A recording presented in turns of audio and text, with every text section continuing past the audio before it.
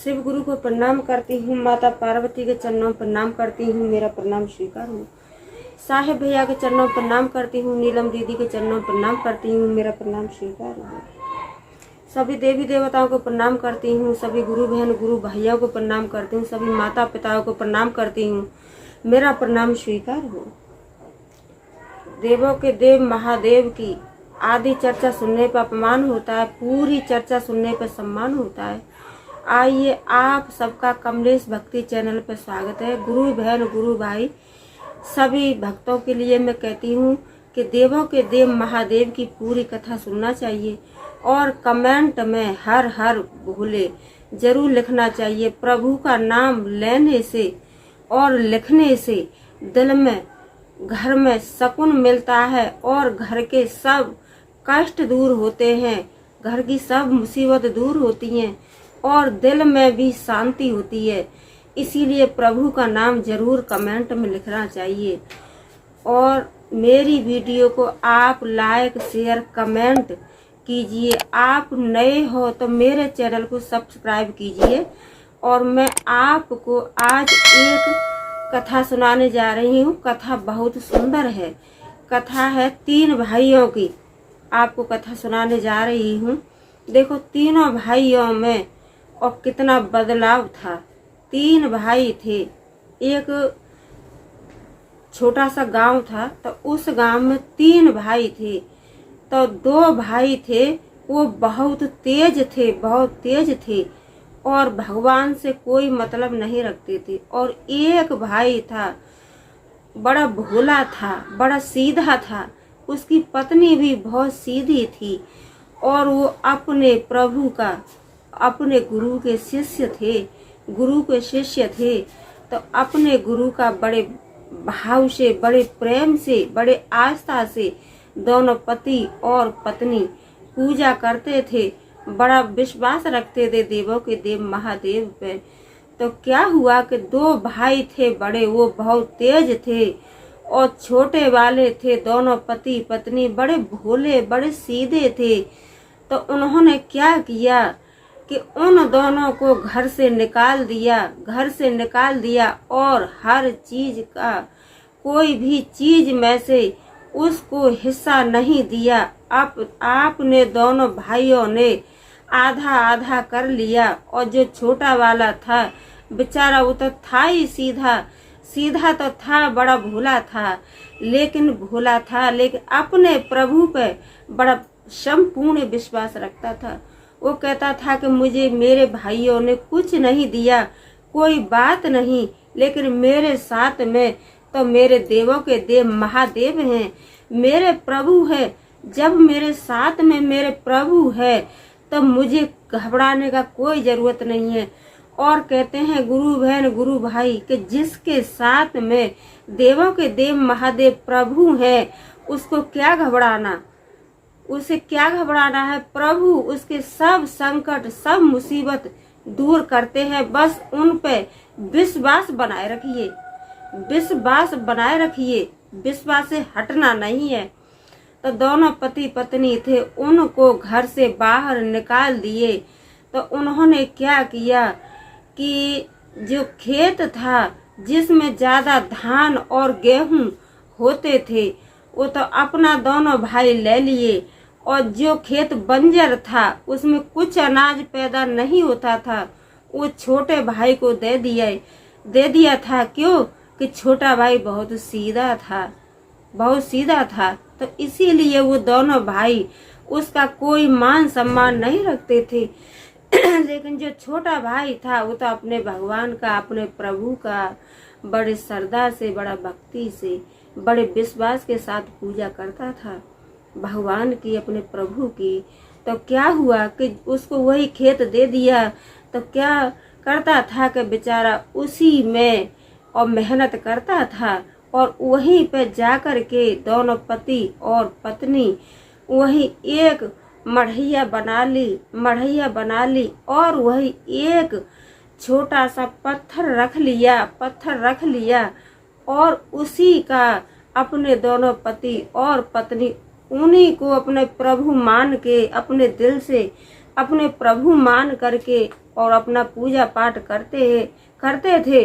और कहते हैं ना गुरु बहन गुरु भाई कि जो कहते हैं कि मानो तो देव है और न मानो तो पत्थर तो है ही है। कहते हैं कि हर जगह पे भगवान प्रभु का वास होता है, हर जगह प्रभु का वास होता है, लेकिन आप अपने दिल में समझोगे तब, और जब प्रभु को आप समझोगे नहीं तब प्रभु कहीं नहीं है।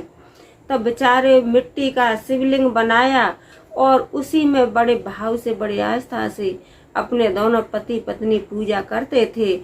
और क्या करते थे कि रास्ता के सहारे ही उन्होंने अपना मढ़ैया बनाई और रास्ता में आने जाने वाले व्यक्तियों को सबसे बड़े प्यार से बड़े भाव से कहते थे, भाई आइए पानी पीजिए, भाई आइए पानी पीजिए और छाया में बैठिए, इतना धूप पड़ रही है थोड़ा छाया लीजिए और ठंडा पानी पीजिए।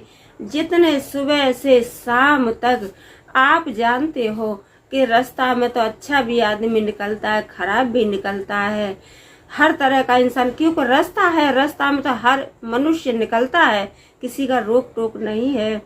तो वो बेचारे दोनों पति और पत्नी सबकी प्यास बुझाते थे और सबका बड़ा मान सम्मान रखते थे।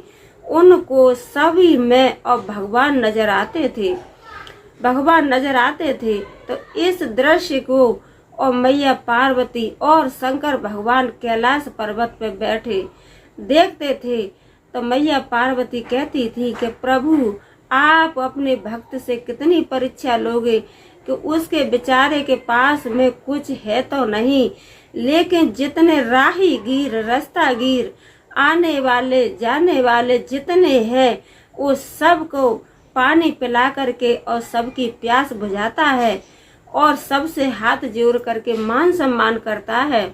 तो यह बात सुन करके और प्रभु भोलेनाथ बड़े खुश हुए और कहने लगे कि देखो मेरे भक्त का दिल, मेरा भक्त है, एक पैसा से दिल कमजोर है, मेरे भक्त का पैसा से कमजोर है, लेकिन मेरे भक्त का दिल बहुत बड़ा है, बहुत मजबूत दिल का मेरा भक्त है। तो एक दिन क्या किए, पार्वती से कहने लगे भोलेनाथ कि पार्वती चलो अपने भक्त से एक बार परीक्षा लेके आते हैं। तो जो भोलेनाथ थे वो एक छोटे से बच्चे का रूप रख करके और मैया पार्वती छोटी सी लड़की का रूप रख करके और उनकी मढ़ैया के पास आए और कहने लगे कि हम एक अनाथ बच्चे हैं और हमें कुछ खाना खिला दीजिए और हमें बहुत तेज भूख लगी है, हमारे न माता है न हमारे पिता हैं। तो उन्होंने क्या किया, पति पत्नी ने कि जो खाना बनाया था तो वो खाना दोनों को खिला दिए और पानी पिला दिए, खाना भी खिला दिए पानी भी पिला दिए। तो दोनों पति पत्नी के लिए खाना नहीं बचा। तो उन्होंने क्या किया कि बेचारे पानी पीकर ही अपना पूरा दिन समय पार कर लिया और पानी पी करके ही अपने विश्वास से और अपना प्रभु का नाम लेकर के, अपना प्रभु का नाम 3 सूत्र का पालन करके दोनों पति और पत्नी सो गए। फिर अगले दिन निकला तो फिर वही अपना मेहनत मजदूरी, थोड़ा सा खेत था बेचारों के पास, उसी में मेहनत मजदूरी किए और फिर अपना आकर के मड़ई में फिर बैठ गए।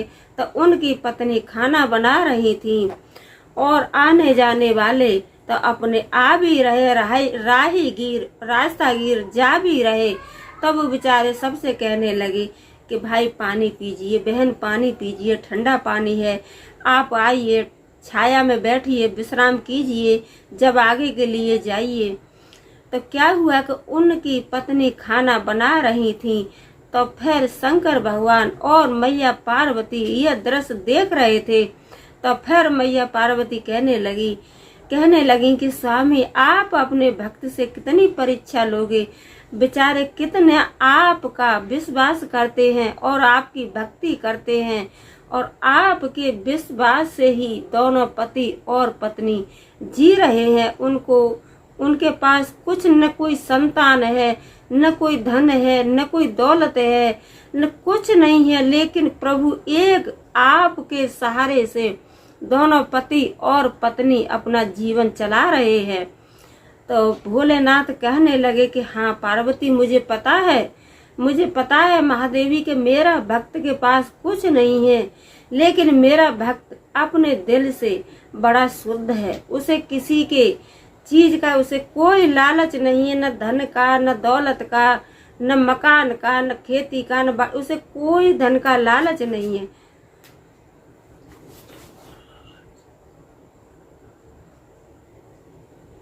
कोई धन का लालच नहीं।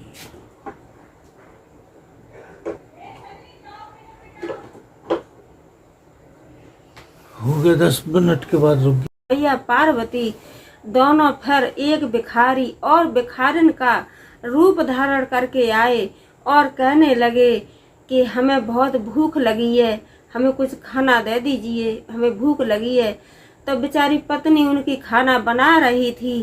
तो क्या किए कि जो उनके पति थे वो कहने लगे कि आइए आइए भाई, आइए आप पहले पानी पीजिए, छाया में बैठिए और मैं आपको खाना अभी खिलाता हूँ। तो उनकी पत्नी खाना बना रही थी, तो दोनों को पेट भर के खाना खिला दिया और खाना खाया। वो मैया पार्वती और शंकर भगवान दोनों चले गए। फिर तीसरे दिन फिर वही दृश्य फिर हुआ कि अब के मैया पार्वती और शंकर भगवान दोनों साधु और साधनी का रूप रख करके आए, साधु और साधनी का रूप रख करके आए और फिर कहने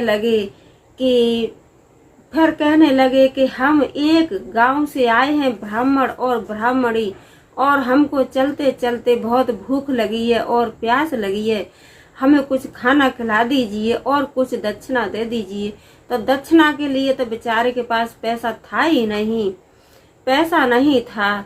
तो क्या हुआ, वो कहने लगे कि हाँ आइए, मैं आपको खाना भी खिलाऊंगा, पानी भी पिलाऊंगा, आप बैठिए और ठंडा पानी पीजिए, छाया में बैठिए।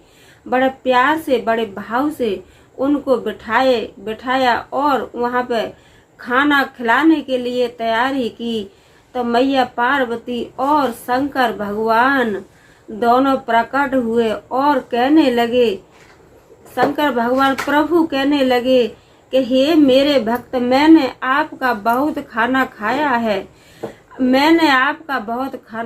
है, आपने मुझे नहीं पहचाना, लेकिन मैंने आपको पहचान लिया कि एक दिन और लड़की और लड़का का रूप रख करके हम दोनों पति पत्नी आए। तो जब आपका हमने खाना खाया था और एक दिन हम आपसे परीक्षा लेने आए थे, आपका खाना खाया था और आपसे भिक्षा ली थी, उस दिन भी हम आपसे परीक्षा लेने आए थे। और आज हम कुछ नहीं, आप जो मांगना चाहते हो मेरे से मांगो। शंकर भगवान कहने लगे कि मेरे से मांगो। तो वो दोनों भोले तो थे ही, बहुत सीधे थे पति पत्नी।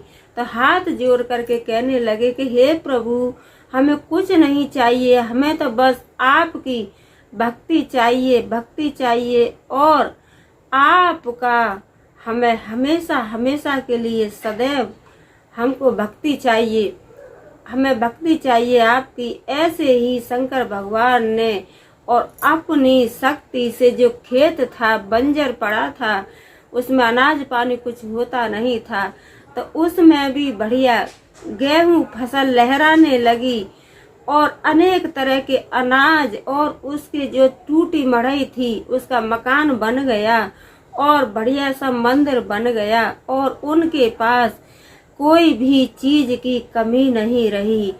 तो कहते हैं ना कि भगवान भक्त के बस में है, लेकिन भक्त है वो भगवान के बस में नहीं है, वो भगवान भक्त के बस में है। कहते हैं कि भगवान भक्त के बस में है, क्यों कि जो भक्त श्रद्धा और भक्ति से और विश्वास के साथ जो भक्ति करता है और प्रभु को मानता है, उसको प्रभु जरूर दर्शन देते हैं। और जो भी कुछ प्रभु से मांगता है, कोई भी संकट आता है, तो प्रभु की कृपा से सब संकट दूर हो जाते हैं। तो इसीलिए कहते हैं कि भक्त के बस में है भगवान। देखो, भक्त है का है, भगवान के बस में नहीं है, और भक्त के बस में भगवान है।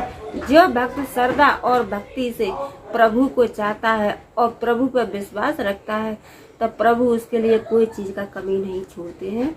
तो मैं यही कहती हूँ कि हे देवों के देव महादेव, हे मेरे प्रभु, हे मेरे भोलेनाथ, जैसे आपने उन पति और पत्नी की इच्छा पूर्ण की, ऐसे ही सभी भक्तों की और मेरे जितने वीडियो देखने वाले हैं सभी की मनोकामना पूर्ण करना। हे देवों के देव महादेव, मेरी वीडियो को आप लाइक शेयर कमेंट करना, और आप नए हो तो मेरे चैनल को सब्सक्राइब करना, और लास्ट में हर हर बोले ओम नमो शिवाय जरूर लिखना। बोलो शंकर भगवान की जय, बोलो मैया पार्वती की जय, हर बोलो सच्चे दरबार की जय, हर हर महादेव।